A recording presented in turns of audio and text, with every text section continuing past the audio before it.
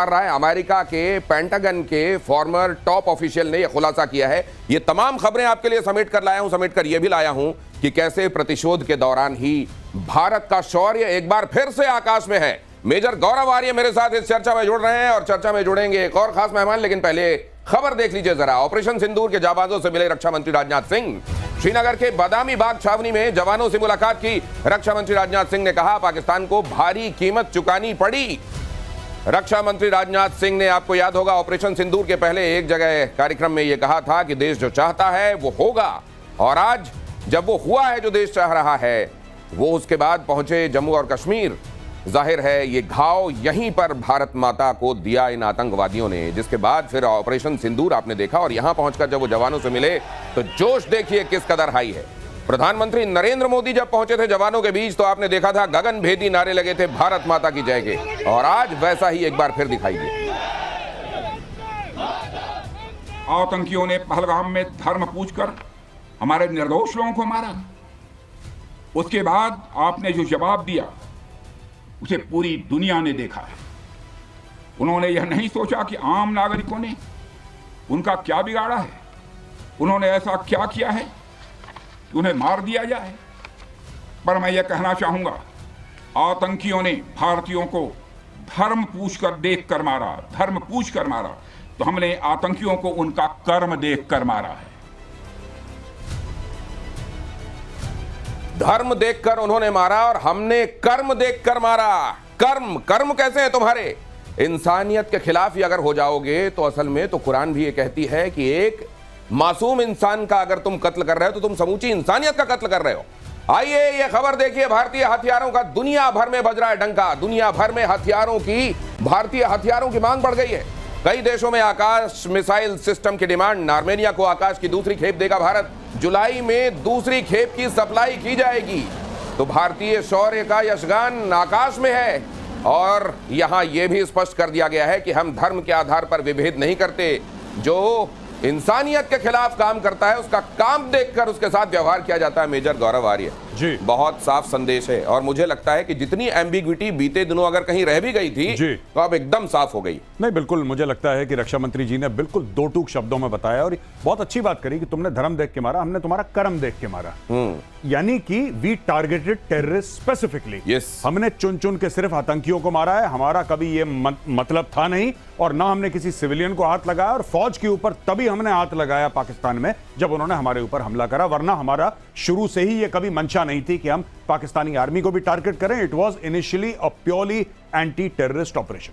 और जहां कहीं भी आपको यह दिखाई दिया है, आपको मैं न जाने कितने सबूत ये दे दूंगा कि पाकिस्तान बिल्कुल हमास वाली तर्ज पर पाकिस्तान की आर्मी सिविलियन ठिकानों से अपने मशीन्स को वहां पर रखती है, अपने तमाम वॉर वेपन्स को वहां पर रखती है, और इस तरीके से ऑपरेट करती है कि अगर कोलैटरल डैमेज हो तो फिर दूसरों पर यह आरोप लगा सके कि देखिए ये तो मासूमों को भी नहीं छोड़ते। लेकिन अब ये दुनिया में एक्सपोज्ड हैं। पाकिस्तान के दोस्त अजरबैजान को सबक सिखाएगा आकाश के संदर्भ में चर्चा हो रही, तो जरा ये भी जान लीजिए।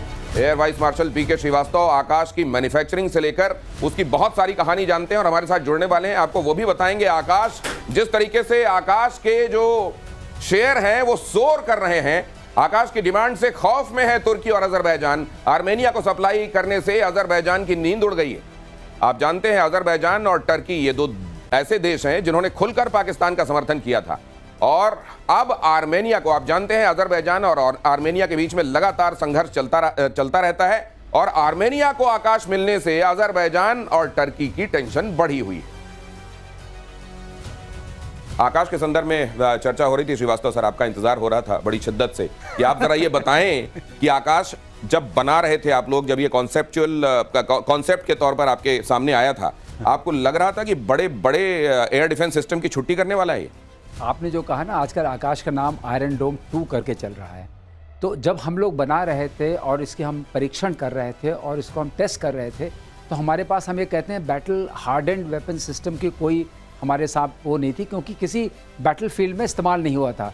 तो सचमुच में आपको बता रहे हैं, जब ये आकाश चला, हम तो रिटायर हुए इतने साल हो गए, हमने इसको देखा, इसकी क्षमता को देख करके हमें एक तरीके की जो खुशी हुई है और जो गर्व हुआ है, दिनेश, मैं आपके ये जो चैनल है और आपके जो व्यूअर्स हैं उनके माध्यम से शेयर करना चाहता हूं कि is the greatest thing which is happened to our country. तो पीके श्रीवास्तव साहब को वैसा लग रहा है कि जैसे किसी बच्चे को उन्होंने पढ़ाया हो, वो टॉपर निकल गया हो और अब कोई बहुत बड़ा अधिकारी बन गया। बहुत बड़ा आयरन डोम 2 की मिसाल जिसको दी जा रही है। आयरन डोम 2 ये असल में स्टील डोम साबित हुआ है। आयरन से भी एक कदम आगे बढ़कर आकाश मिसाइल सिस्टम बनाने वाली कंपनी का शेयर रॉकेट बन गया है। ये खबर देखिए जरा। भारत डायनेमिक्स लिमिटेड बनाती है आकाश मिसाइल सिस्टम।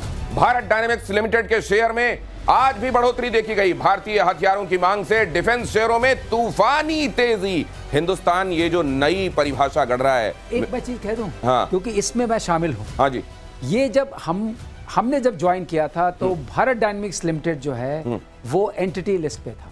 अच्छा, मतलब एंटिटी लिस्ट का मतलब ये होता है कि हम कोई भी ऐसा इक्विपमेंट नहीं खरीद सकते हैं जिससे हम कोई प्रिसिशन वाली चीज बना सकते। राइट।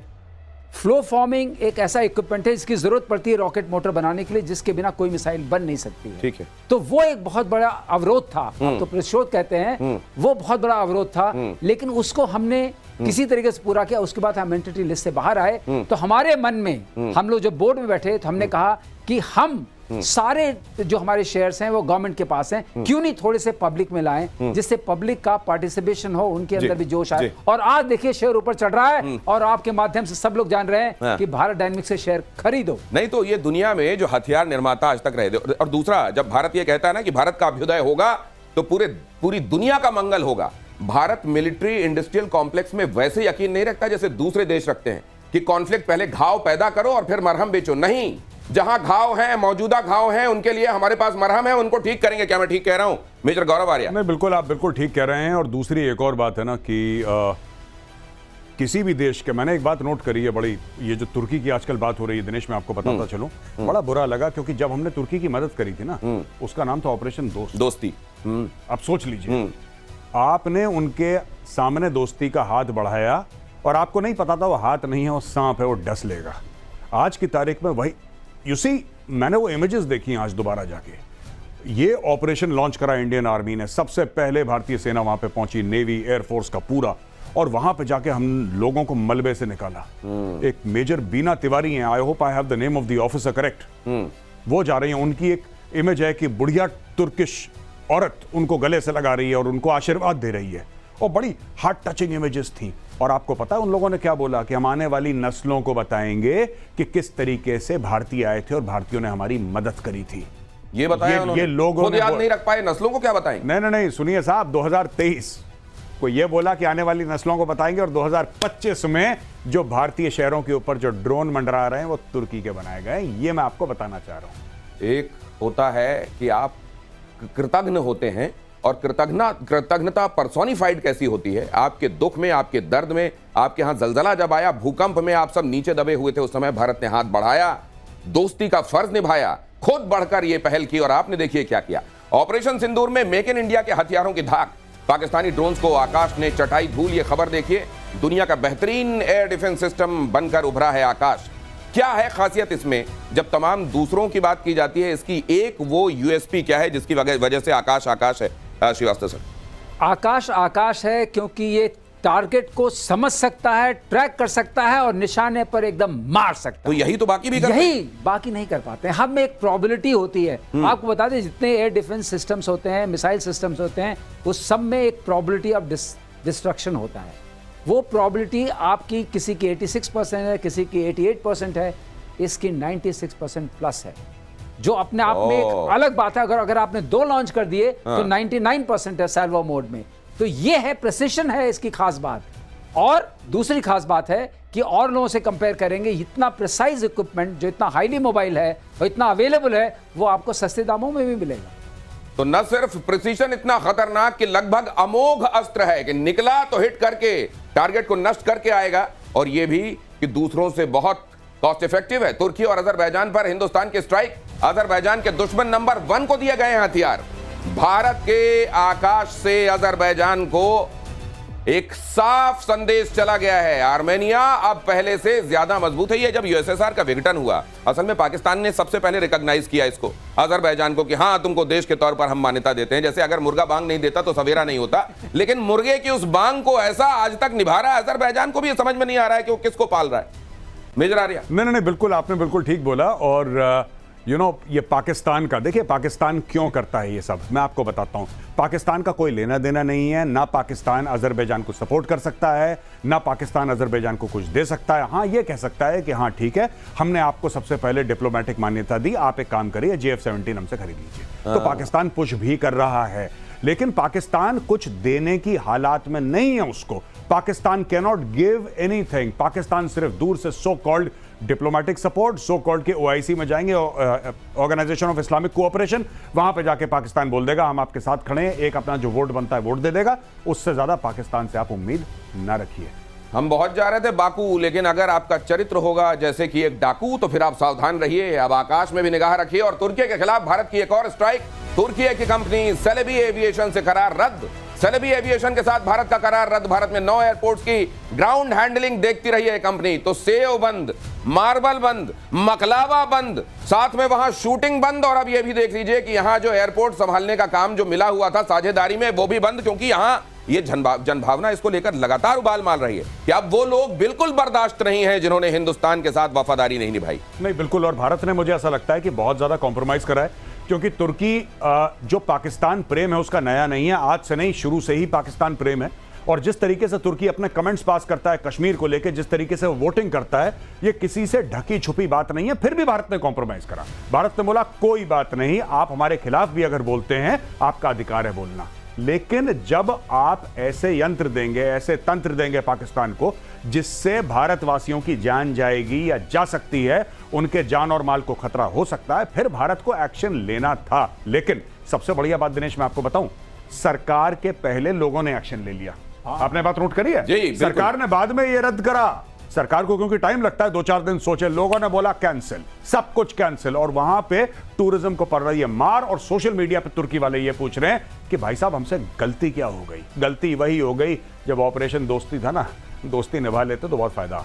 पहले करता था हिंदुस्तान ऐसा। वो साधु के बारे में आपने सुना होगा जिसने बिच्छू को 6-7 बार हाथ में लिया। वो हर बार डंक मारता था और वो छोड़ देते थे, फिर उसको हाथ में लेकर पानी से बचाने की कोशिश करते थे। किसी ने पूछा ये क्यों, तो कहा मैं साधु हूं, मैं अपना स्वभाव नहीं छोड़ सकता, ये बिच्छू है अपना स्वभाव नहीं छोड़ रहा है। लेकिन अब ये परिभाषाएं बदल गई हैं। अब वो जो पृथ्वीराज चौहान, अब जो मोहम्मद गौरी को माफ करने वाली बातें आप देखते हैं ना, अब 3 दिन बीत गए, विनय न मानत जलद जड़।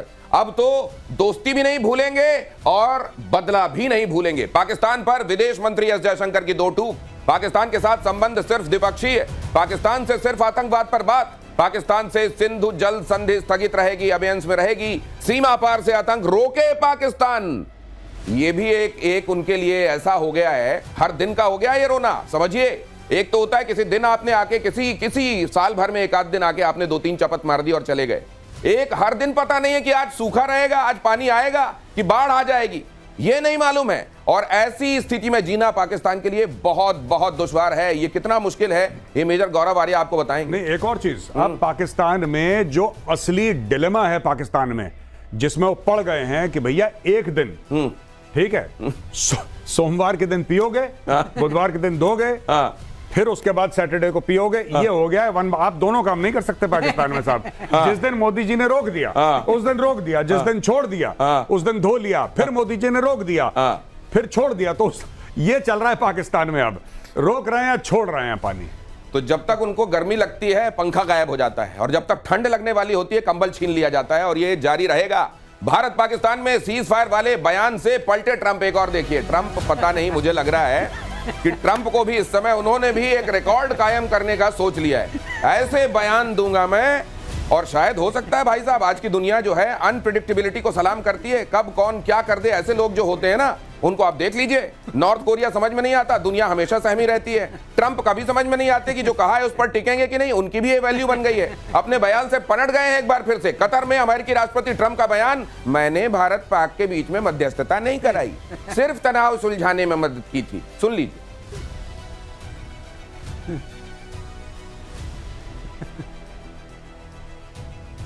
खैर अंग्रेजी में है, मैंने आपको बता दिया सार इसका। सार क्या है वो बता दिया, और जहां पर बोला वहीं की तस्वीरें आप देख रहे हैं। ये मुझे लगता है कि ये ट्रंप जो है ये इनको याद किया जाएगा। ये लेगेसी कहते हैं ना कि आप उस मोड में आ जाएं कि फिर आप लेगेसी की चिंता करके, मुझको लगता है ये वो लेगेसी छोड़ने वाले हैं कि जिसको दुनिया कभी समझ ना पाई, वो थे ट्रंप। भाई साहब, एक होता है यू टर्न, एक होता है शार्प वी टर्न, इस भाई का ओ टर्न है। इसका कुछ नहीं पता, ये दोपहर को 12 बजे क्या बोलता है, 3 बजे क्या बोलता है। अभी तो डंके की चोट पे पूरी दुनिया को बता रहा था कि मैंने दोनों को बोला, देखो तुम्हें ट्रेड का फायदा होगा, याद है आपको? हाँ, बिल्कुल, बिल्कुल। देखो तुम्हें ट्रेड का फायदा होगा, न्यूक्लियर वॉर रोक दिया। मैंने ट्रेड की बात की, दोनों मान गए। अच्छा, फिर ये दोनों मिलेंगे एक तीसरी जगह न्यूट्रल ग्राउंड में मिलेंगे। अब फिर प्रधानमंत्री मोदी जी आए, उन्होंने बोला, मोदी जी ने बोला कि ये सब कुछ नहीं होने वाला। अब ट्रम्प कंफ्यूज कि भैया मैंने तो इतनी बड़ी बड़ी बातें छोड़ दी थी यहाँ पे, अब ये मुझे सीरियसली ले रहे। अब ट्रम्प गया वहां पे जहां पे अपने मरीन्स और सोल्जर्स के साथ बैठा है और बोला हमने तो ऐसा कुछ करा। देखो साफ मुकर जाओ, ये भी पाकिस्तान से इसने सीखा है। जैसे पाकिस्तान को खूब मारा, पाकिस्तान को खूब मारा, मार मार के दौड़ाया, घसीटा, मारा, पाकिस्तान कहता हम जीत गए। अच्छा, ये चीज आप कभी समझ नहीं सकते, क्योंकि नॉर्मल आदमी ये सब चीज नहीं समझता। आपने पाकिस्तान को मारा, आपने उसके 11 एयरफील्ड या जितने भी थे ध्वस्त कर दिए, आपने उसको बहुत नुकसान पहुंचाया, जैश ए मोहम्मद, लश्कर ए तैयबा मार मार के तबला बजाया, और उसके बाद पाकिस्तान कपड़े झाड़ते हुए आया, कह रहा भाई साहब जीत गए, निकालो शाहिद अफरीदी को अलमारी में। अलमारी में है वो, निकालो उसको अंदर, उसको बैठाओ गाड़ी के अंदर, झंडा पकड़ाओ पाकिस्तान का, झंडा लहराएगा, बोलेगा हम जीत गए, जीत गए, जीत गए, रिपीट करो सब जीत गए, सब अब ये ट्रंप ने वहीं से सीखा पाकिस्तान से। अब ट्रंप कह रहा मैंने कुछ करवाया है नहीं, ये तो मजाक चल रहा था, क्या जस्ट जोकिंग, कहानी खत्म। ये है, इसी को कहते हैं ट्रंप कार्ड कि भाई साहब ये मुझे लगता है कि ये पाकिस्तान के पास झूठ की जो किताब है उससे 2-3 पन्ने इन्होंने फाड़े और वो लेके आ गए हैं। उनके पास कार्बन कॉपी बची है। अब देखते हैं आइंदा ये कंपटीशन कौन जीतता है। और